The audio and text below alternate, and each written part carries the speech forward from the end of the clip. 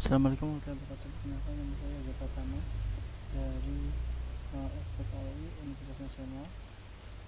Saya ingin mempresentasikan tentang makalah etika profesi data science di mata kuliah etika profesi teknologi informasi. Pertama, saya akan membahas tentang latar belakang. Data science merupakan salah satu profesi kerja yang menarik untuk digeluti. Premisnya, kebutuhan perusahaan akan data science tak sejalan dengan ketersediaan tenaga di bidang ini. Para pemilik usaha bisa saja memiliki infrastruktur yang bagus dalam penyediaan data, namun mereka juga harus menyediakan ahli di bidang itu untuk memaksimalkan apa yang mereka punya. Skill dan infrastruktur tentu harus berjalan seimbang. Hal yang ditemukan oleh seorang data science akan mempengaruhi kebutuhan bisnis. Keahlian ini sangat diperlukan hampir semua industri, maka seorang data science yang terampil sangat berharga bagi perusahaan. Pengertian data science adalah seorang yang melakukan penyulingan data dengan mengekstrak serta menyaring hingga menemukan data yang akurat, dan data tersebut dapat digunakan sebagaimana mestinya demi untuk kepentingan perusahaan sesuai dengan aturan hukum yang berlaku. Menjadi seorang data science berarti belajar bagaimana memanfaatkan data untuk kepentingan perusahaan serta menerapkan konsep ilmu data yang berguna terhadap setiap aspek kehidupan sehari-hari, termasuk bagaimana mengontrol keuangan pribadi, membaca tren, kebiasaan orang, gaya hidup yang pada akhirnya akan melahirkan keputusan kerja yang terarah. Data science dapat mengidentifikasi masalah, mengumpulkan data dan berbagai sumber yang berbeda, mengatur informasi dan menerjemahkan hasil menjadi solusi. Rumusan masalahnya ada 6. Yang pertama, apakah penggunaan data science? Yang kedua, apakah scope of work data science? Yang ketiga, apakah roadmap keilmuan data science? Yang keempat, bagaimana contoh penerapan data science? Yang kelima, apa persiapan yang harus dilakukan untuk bisa berkontribusi dalam pengembangan data science? Yang enam, apakah ide pengembangan data dari contoh penerapan data science tersebut? Tujuannya mengetahui keunggulan data science, yang kedua mengetahui scope of work dari data science, yang ketiga mengetahui roadmap keilmuan data science, yang keempat mengetahui contoh penerapan data science, yang kelima mengetahui persiapan apa yang harus dilakukan dalam pengembangan data science, yang keenam mengetahui ide dari contoh penerapan data science. Selanjutnya kita masuk pembahasan. Yang pertama, keunggulan data science. Data science adalah ilmu yang secara khusus mempelajari mengenai data, terutama data kuantitatif atau data numerik. Bahkan saat ini ilmu data science sudah menjadi suatu profesi baru di bidang teknologi dan banyak dicari oleh berbagai perusahaan. Tujuan utama data science adalah untuk mengolah dan mengekstrak data supaya mendapatkan data yang benar.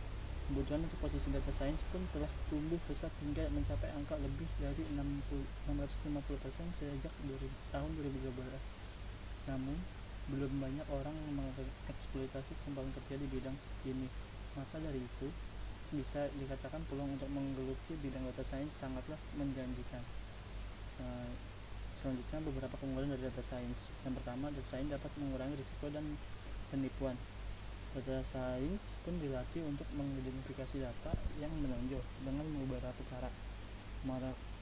Mereka membuat statistik, jalur jaringan, dan metodologi big data. Tujuan utamanya adalah untuk memprediksi kecurangan dan menggunakannya demi membuat peringatan yang dapat membantu memastikan tindakan cepat ketika data tersebut tidak bisa diakui. Yang kedua, membantu perusahaan untuk mengembangkan produk baru agar bisa memenuhi kebutuhan pelanggan mereka. Yang ketiga, membantu tim sales dan marketing memahami customer mereka secara rinci. Selanjutnya, masuk ke scope of work data science. Seorang data science harus memiliki kreativitas dan kecerdikan dalam menggunakan keterampilan teknis untuk membangun berbagai hal dan menemukan solusi cerdas untuk suatu masalah. Untuk menjadi seorang data science dibutuhkan banyak skill.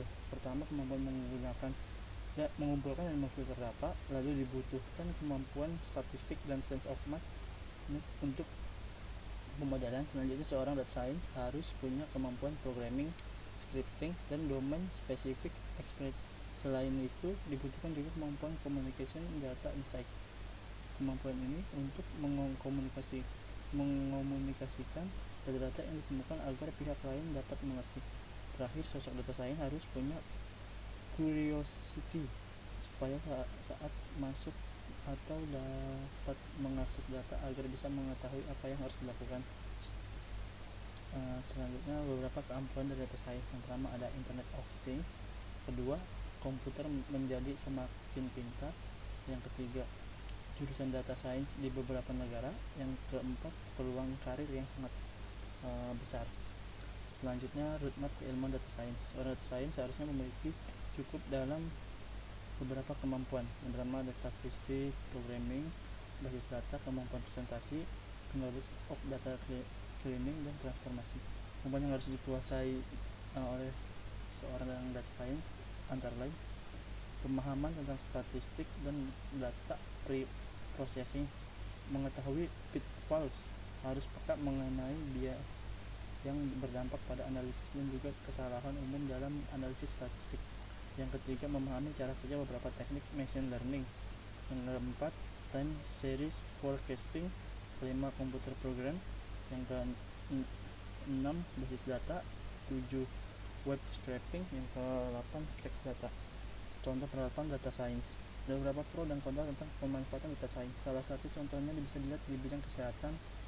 Di satu sisi sebagian orang beranggapan bahwa teknologi yang memanfaatkan data science atau machine learning berpotensi menimbulkan permasalahan baru, dari mulai penyalahgunaan data pasien hingga dokter atau perawat yang tergantikan oleh mesin.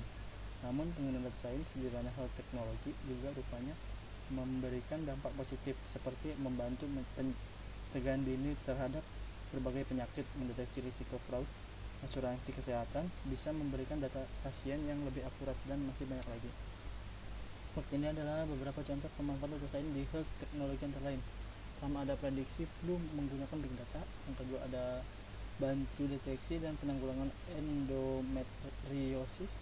Yang ketiga inovasi dalam pengobatan kanker. Yang keempat ada robot untuk mewakili siswa yang sakit. Selanjutnya persiapan untuk menjadi seorang data science. Menjadi seorang data science ilmuwan data, salah satu tugasnya adalah melakukan analisis terhadap sejumlah data yang cukup besar. Untuk memahami lebih jelas dan belajar menjadi seorang ilmuwan data bisa dilakukan dengan menelusuri internet untuk mencari lebih banyak informasi. Ada beberapa cara untuk merintis karir di bidang data science yang digabungkan dari beberapa sumber tertentu dan telah dianalisis dengan cara-cara yang bisa dilakukan siapa saja. Berikut adalah cara merintis karir sebagai seorang data science. Yang pertama, memahami tugas dan tanggung jawab. Setiap profesi memiliki tugas dan tanggung jawab masing-masing. Awalnya kamu perlu memahami apa tugas dan tanggung jawab dari seorang data science. Yang kedua, mempelajari berbagai bidang dasar. Yang ketiga, belajar dan terus berlatih tanpa lelah. Untuk menguasai beberapa bidang tersebut, kamu bisa mencari berbagai sumber referensi di internet. Sekarang gampang banget untuk mencari berbagai referensi di internet. Selanjutnya memulai memperdalam pemahaman di bidang baru. Setelah itu melihat peluang di perusahaan. Kamu harus bisa fokus melihat peluang sebagai data science di perusahaan-perusahaan besar yang menjadi sasaran kamu untuk bekerja. Dalam perusahaan dan menawarkan satu paket perubahan data baru dan besar dapat meningkatkan karir kamu. Selanjutnya ide pengembangan penerapan data science. Data science ini sendiri mengandung 3 disiplin ilmu, yaitu machine learning, traditional software, traditional research. Machine learning ini termasuk dari AI, artificial intelligence, yaitu dimana kemampuan sebuah komputer untuk melakukan proses belajar. Ilmu ini sendiri terdiri dari irisan antara ilmu matematika dengan ilmu statistik. Yang kedua ada traditional software, merupakan hubungan atau irisan tentang ilmu komputer dengan ilmu bisnis. Contohnya penunjang untuk sebuah aktivitas bisnis, contohnya seperti e-bisnis, e-commerce, e-learning, dan sebagainya. Traditional research itu gabungan antara machine learning dan traditional software, di mana pada traditional research ini sendiri merupakan sebuah gabungan antara ilmu statistika dengan ilmu matematika. Tiga disiplin ilmu, salah satu ide pengembangan data science yang paling populer yaitu di bagian artificial intelligence dan aplikasi intelligence. Bas yang dibuat oleh AI tidak mungkin menghilang di tahun mendatang. Kita berada dalam tahapan awal AI dan tahun berikutnya akan melihat aplikasi AI yang lebih maju di semua bidang.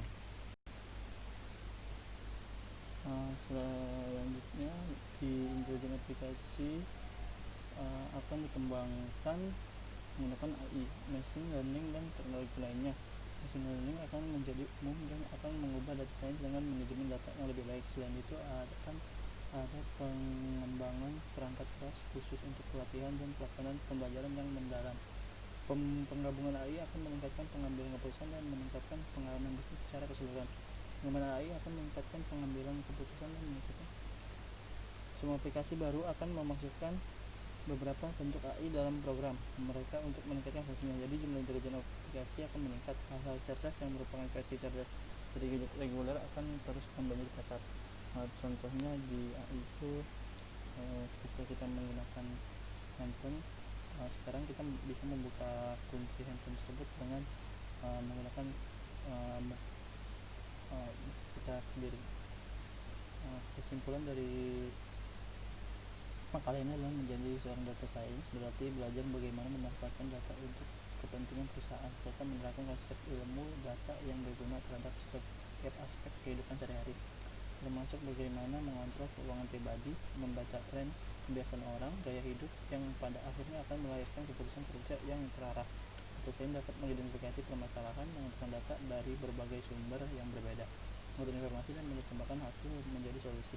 Tujuan utama data science adalah untuk mengolah dan mengekstrak data supaya mendapatkan data yang benar. Kebutuhan untuk posisi data science pun telah tumbuh pesat hingga mencapai angka lebih dari 650% sejak tahun 2012.